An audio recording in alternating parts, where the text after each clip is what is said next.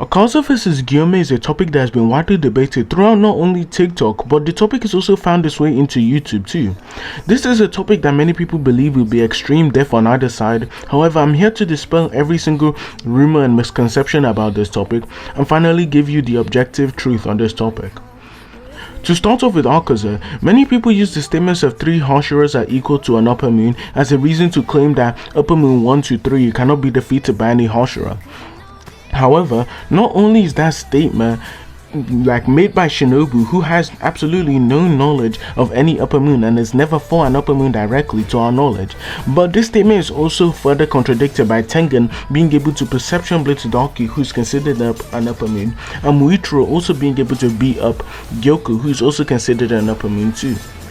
This is also further supported by the fact that the current generation of Demon Slayers is stated to be the strongest they have ever been. This is just blatantly shown by Tengen being able to perception blitz Daki, who previously in the past has been able to kill more than 7 Hashira.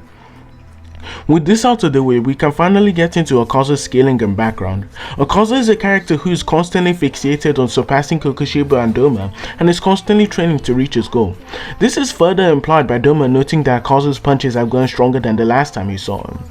In Akaza's first appearance, we see he's easily able to overwhelm Rengoku and beat him up constantly, toying around with him, not even using his end techniques, which are implied to be stronger than his usual ones.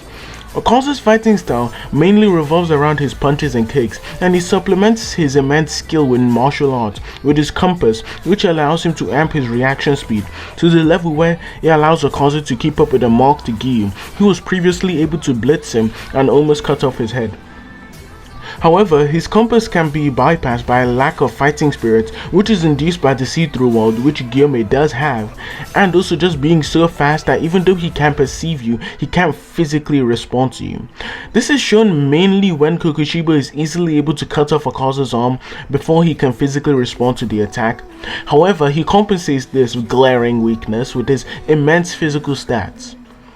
Akaza's main showings come from him being able to keep up with base Tanjiro and Gyu at the same time.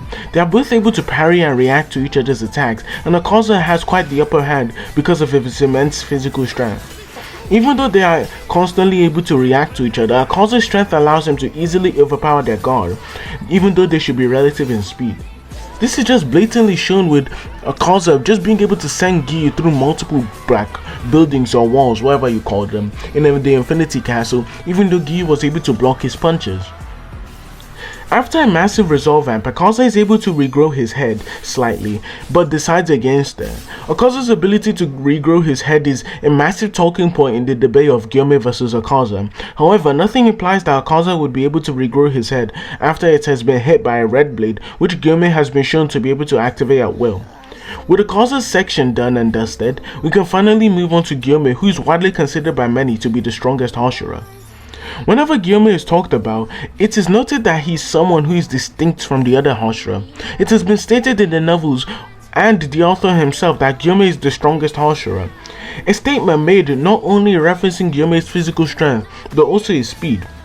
We know that Gyomei is easily able to keep up with the blitz attempts from Kokushiba, who is noted to be above Akaza in terms of ranking, but it's also stated by the author that base Kokushiba is the strongest demon we've seen so far. And Gyomei is easily able to react to him, not only when he's in base, but also when he goes into his longsword form, which is so much faster that someone like Sonami, who is able to keep up with Kokushiba when in base, states that he can barely perceive or react to Kokushiba. Kokushiba himself even compliments Gyomei, calling him a warrior with a peerless body, which would obviously put him above the likes of Akaza if you're just talking about pure physical strength. Gyomei doesn't have any feats of getting hit consistently by Kokushiba, but what he does have is him being able to tag Kokushiba consistently and react to his attacks. If you still continue to try and deny that they're relative regardless of all of this information that the author just clearly put in front of us, you're just being ignorant. Overall, Gyomei is just a fighter shown to be extremely comparable to Kokushiba in all aspects, even redirecting and blocking his attacks, even after going into a higher state than he was previously. And I don't think Akaza's compass will allow him to make up for the perception blitz level difference between Gyomei and him. Like, Akaza is getting reacted to by Tanjiro and Giyu, so someone far stronger than them, like Gyomei, would easily be able to handle him. However, if you like the video, please remember to like and subscribe, and have a nice day.